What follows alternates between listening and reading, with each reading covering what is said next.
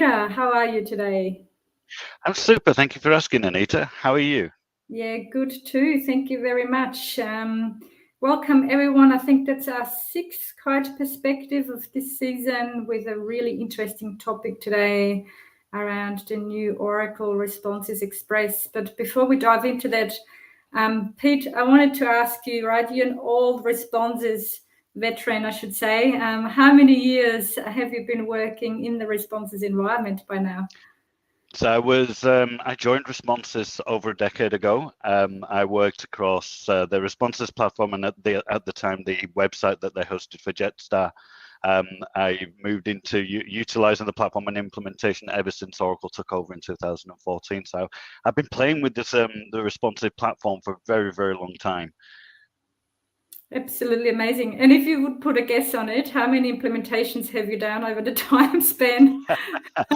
Actually, across everywhere from India across to New Zealand, probably 50 or 60 Responsys implementations.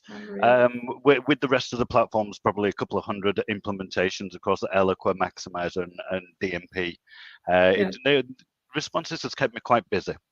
Yeah, awesome. Love it. Well, without further ado, I think the audience, and we have quite a big crowd there, sign up today. Everyone is waiting to hear that. What's the latest and greatest of Responsys Express? What is it? How does it impact existing customers? What can customers expect and what not? So I will put myself in the background because this is really your topic, Pete, and I'm not even going to pretend I can compete on that. So over to you. And yeah, if anyone has any questions, as usual, just pop it in the comments field and we can address it as we go.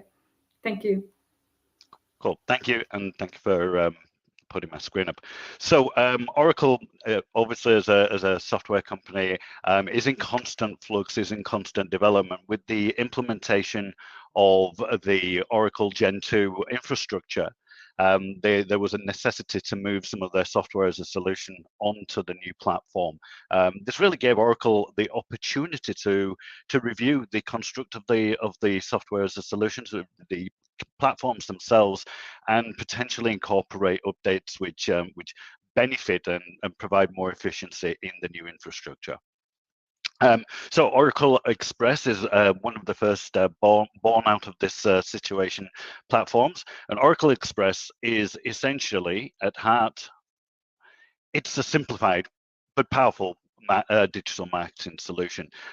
Oracle Express is based around email only. It's a single channel solution, and it's designed to be used by small to medium businesses.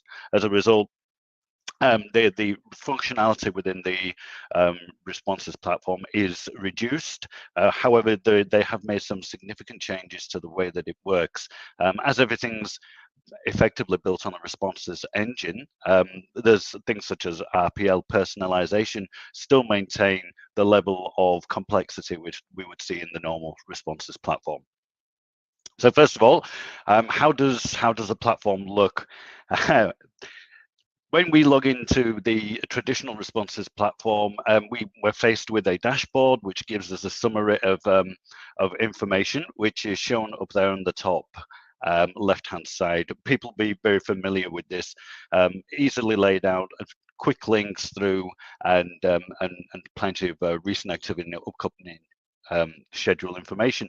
The new Responsys dashboard retains a lot of that information. It has recent activities. It tells you information around your contacts, around the messages that have been sent, and it even welcomes you. Anybody who's on the call, I decided to ask: does anybody see anything that around the second dashboard which may be unusual? I just want to give you a couple of seconds if you have seen anything to comment.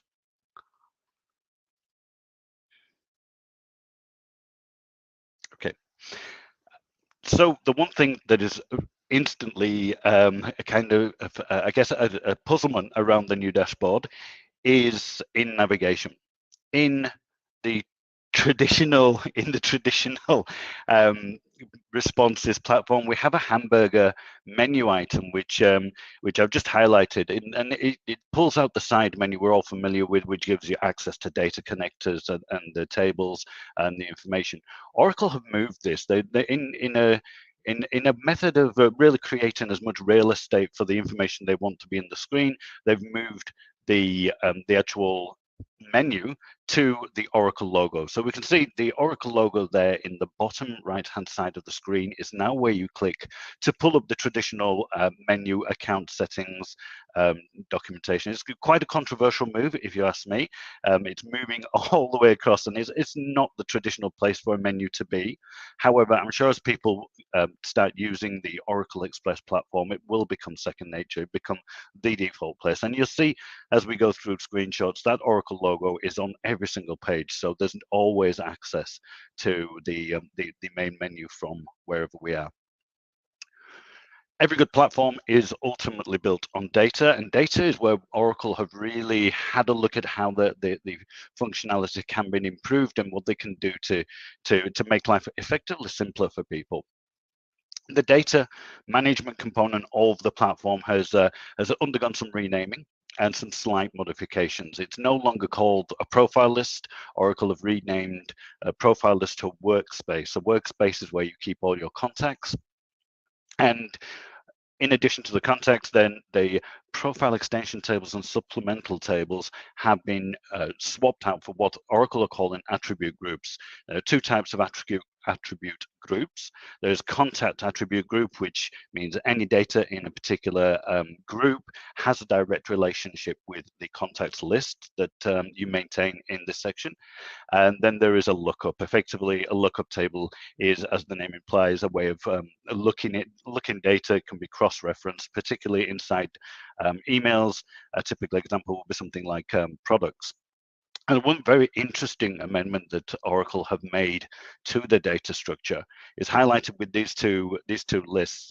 I'm just showing here, order and auto metrics. And you'll notice that the icon for each of these lists is slightly different. And these icons actually represent the relationship between these groups, or attribute groups, to the contact list themselves. The top one is a one-to-many relationship, and the bottom one with that direct icon is a one-to-one. What does this mean? Well, effectively, this means we can have lists which are attribute groups which are connected to our contact list, which contain multiple records pertaining to a particular individual. In this case, orders, as an example, would be a historical list of the orders that people have placed, of which one person may have placed 3 or 4. The great thing about these attribute groups is when we're segmentation is done essentially the same as filters in Responsys Express, with conditional statements which are grouped and can be logically applied to each other using and or in order to create complex segmentation. Now, the great thing about this particular modification within the data is we are able to do something that a lot of people have actually asked for a very long time, which is effectively to put a supplemental table which has direct relation with our contacts into a filter. That's a game changer for many, because the traditional way of segmenting or selecting audiences when we are utilizing a supplemental table with a one-to-many relationship is SQL. And marketers I don't believe marketers should have to learn a language in order to use a platform like Responsys. And Oracle seem to agree with me, and Oracle have listened to what people have wanted. Ultimately, that supplemental type table that can be queried through filters and through the segments. And as a result, within Oracle Express, Responsys Express, SQL is no longer used as a segmentation method. It's been taken away completely. As Oracle Express or the Responsys Express begins to grow and becomes a larger platform, unlike the cut down version is, they may reintroduce SQL to make much more complex segmentation or complex queries. However, at the moment in the small platform in Express, SQL is no longer a method for segmenting the data and selecting audiences. One other thing that Oracle have also addressed is, and it's one of my personal little pain points, to be honest, is when a company is running a business as usual. They may, the marketing team will run to their content library, look at yesterday's email campaign, copy that folder, and then utilize that new folder for today's campaign. This is pretty much how a lot of marketing teams do that. That folder in the content library contains a copy of all the images used in the actual campaign. So each time that that folder is copied, effectively we're replicating some assets, for example, a company logo, which just is building out and increasing the database behind the actual account itself. It's bloat in reality.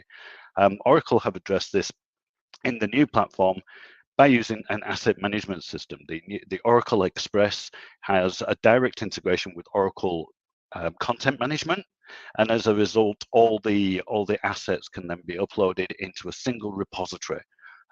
Rather than running through individual folders looking for assets, they're grouped into collections, and they can be collected together.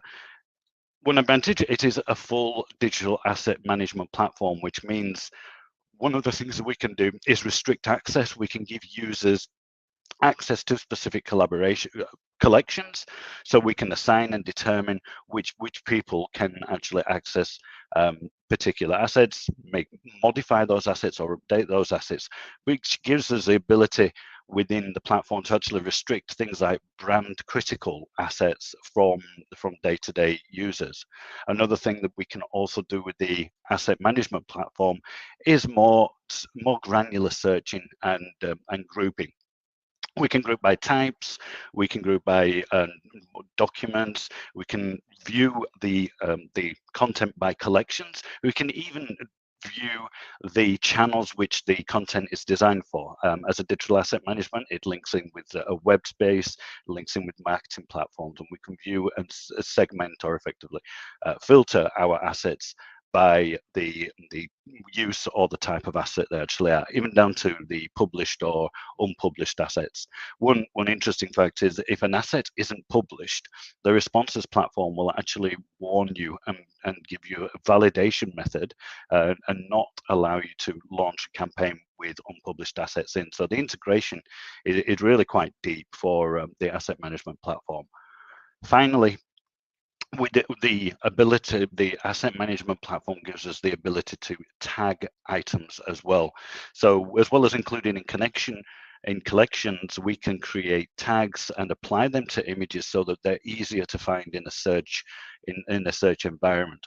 And taking that one step further, Oracle have applied machine learning to their asset management, analyzing millions of pictures to determine commonalities and develop what's called smart content tags, which are effectively auto-driven, auto-populated when an asset is actually uploaded to the platform. So even if you're not sure what to tag your image with, the platform will make some assumptions based on its knowledge of imagery and its machine learning.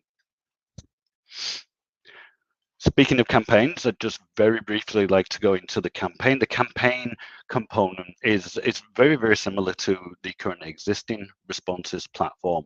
Responsys Express allows you to preview a campaign and you can use either HTML or the visual builder to amend the actual content. But this is another name change is being brought in for the campaign. So with campaigns in Responsys Express will no longer be standalone launchable campaigns. Every campaign will effectively run in a program. And aligning the Responsys platform with Eloqua, Oracle have renamed campaigns into messages because they are the component HTML which will be sent, and program will be known as campaign.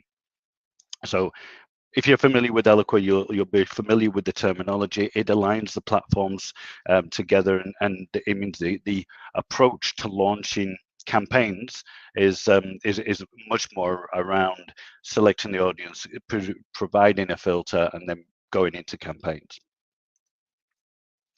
One thing that Oracle have also introduced in their campaign or message designer is a concept of blocks. Blocks are essentially snippets of HTML which live in a repository.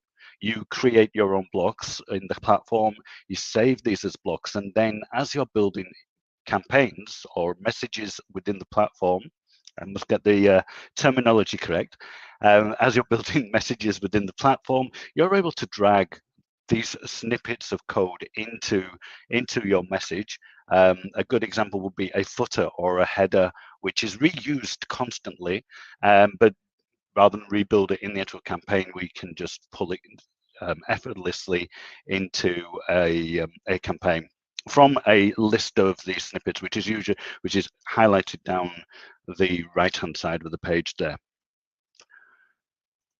Finally, one thing that Oracle have been doing is really, because this platform is ultimately aimed at small to medium businesses, they're trying, within the platform, they're trying to provide as much assistance and guidance. And you'll notice, or if you get into the platform, there are a lot more standard templates provided as default. There's a few example predefined kind of layouts which Oracle have perceived.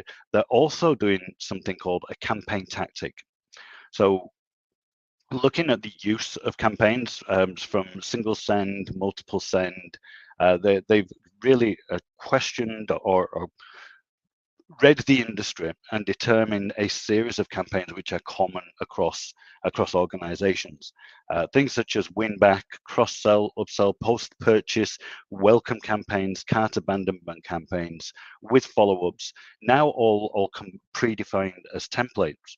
So when creating a campaign, a cart abandonment campaign, for example, you click on the template and any data switches, any filters, for example, have opened a campaign, etc., will be generated. They can be edited in the campaign itself. You can change the segments and you can change any of the data switches.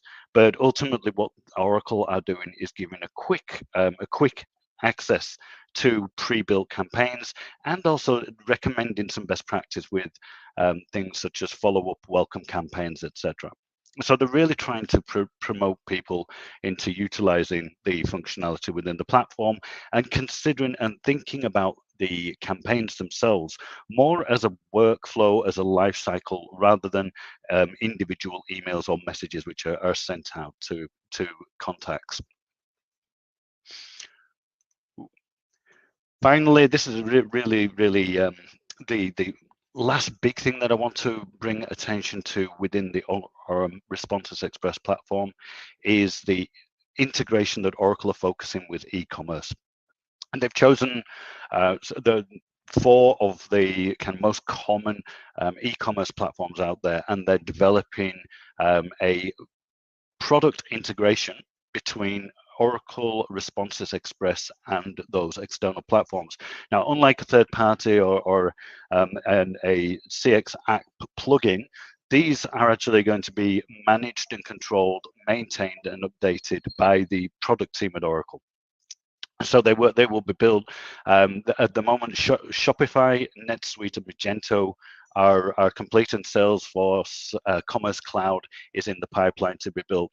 This allows seamless integration with a e-commerce site, which you can import data from your contacts or your shoppers into the contact list, augmenting and supporting the data that you're collecting there. You can also import, as we saw earlier, we can import order information, line orders, transactional information, which is collected by the platform as part of that sales process.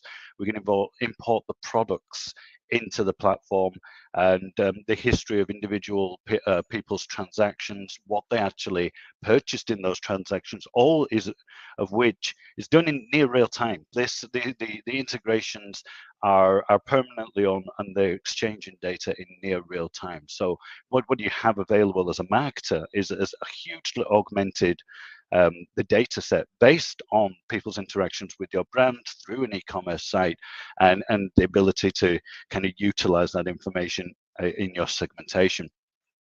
The integration also allows for things, triggers such as cart abandon. When Shopify defines somebody as a cart abandon, it's able to inform the Responsys platform to follow up with a communication.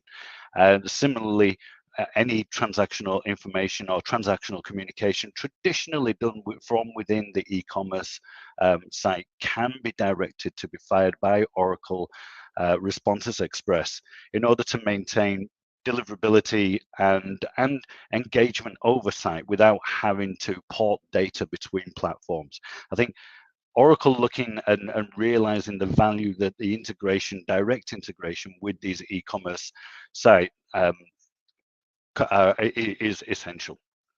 Do these e-commerce connectors come as a standard packet of needs to use? I have not seen any additional charge for these on any of the Oracle paperwork. It would be good to check with Oracle, with the salespeople at Oracle, but as the way that we were introduced to these, they came across as being standard connectors within the platform.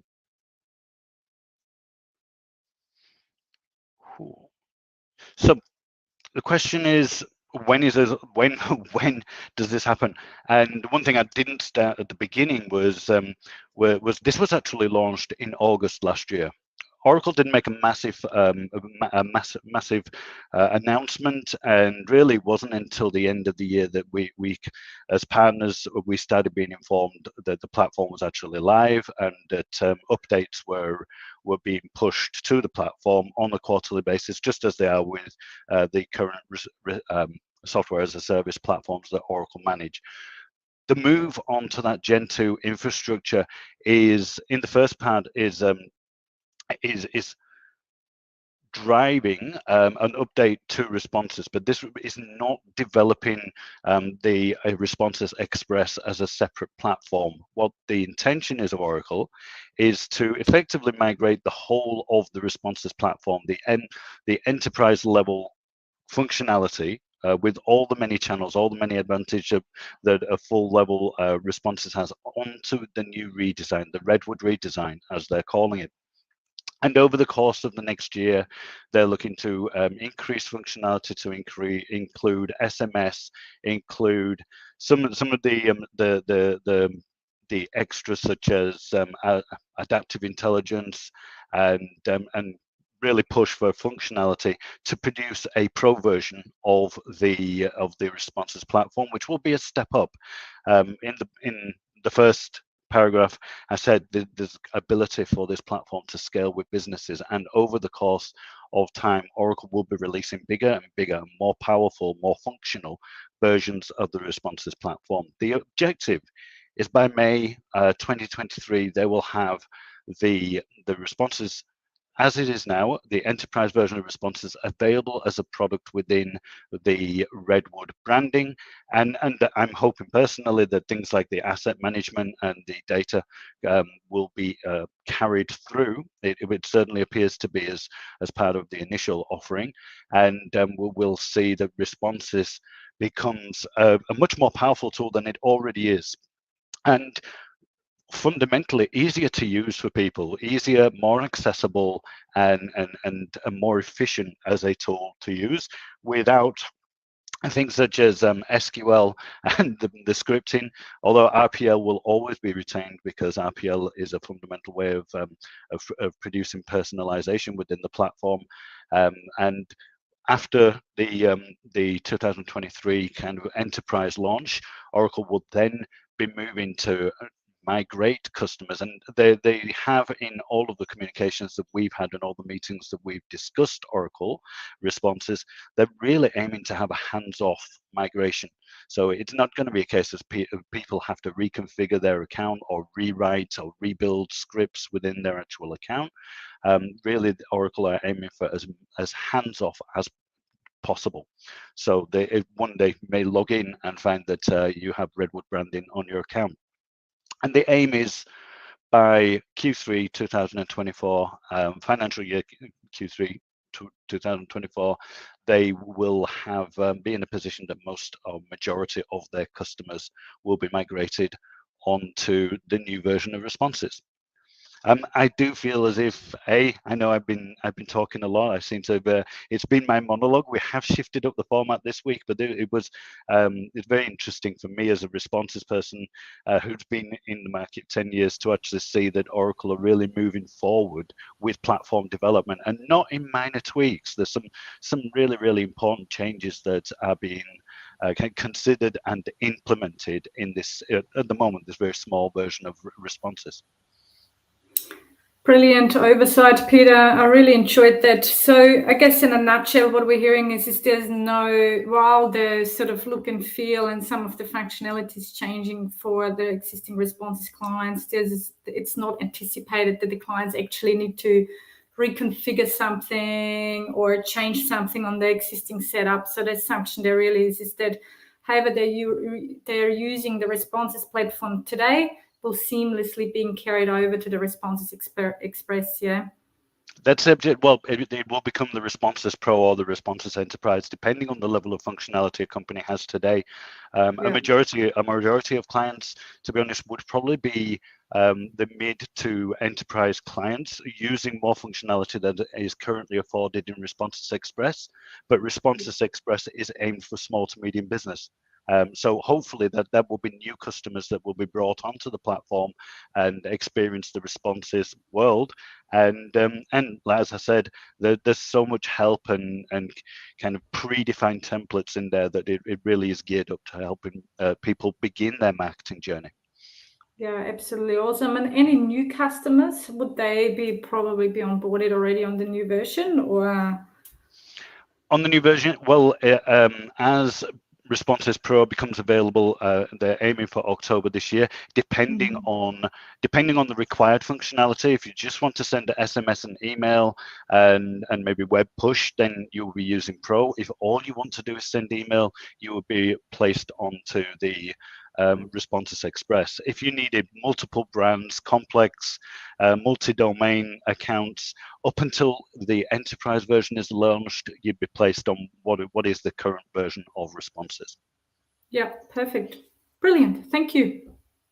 Not at all. It's my pleasure actually being able to share something like this. Does anyone from the audience have a question? Puvi said, thanks, Peter, for the insights. If there's no further questions, I mean, people can reach out after the actual invite anyway and get in touch. We're happy to discuss any further details anyone may have. And there is a blog on the Kyte website, which goes into slightly more detail. There are some things that I haven't addressed and minor changes elsewhere within Responsys that I haven't addressed today. I've tried to focus on the kind of really big game changes, particularly digital asset and the integrations with e-commerce. But if you are interested, please have a look. Have a look on the website and just check it out. Again, as Anita says, if you do have any further questions, please feel free to reach out to us. Thank you very much, and thanks Val and Puvi for your comments. Good to see some familiar faces listening in to us as well. Thank you, folks.